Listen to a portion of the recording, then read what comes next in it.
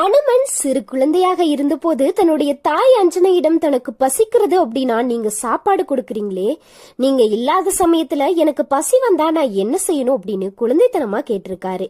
அதற்கு அவருடைய தாய் பழங்களை பறித்து சாப்பிடு அப்படின்னு சொல்லியிருக்காங்க.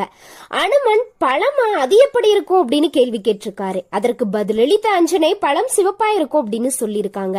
ஒரு நாள் அதிகாலையில வானத்தில் சிவப்பு நிறமாய் இருந்த சூரியன் ஆஞ்சநேயருடைய கண்ணுக்கு பட்டிருக்கு.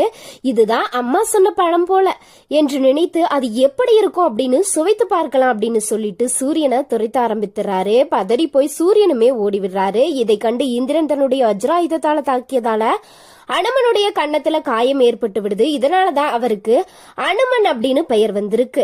இந்திரனுடைய இந்த செயலால கோபம் கொண்ட வாயு தேவன் தன்னுடைய செயல்களை சுருக்கி கொண்டு பிறகு அனைத்து தேவர்களும் வந்து அவரை சமாதானம் செய்திருக்காங்க. உங்களுக்கு பிடிக்கும்னா மறக்காம இந்த வீடியோக்கு ஒரு லைக் பண்ணிடுங்க.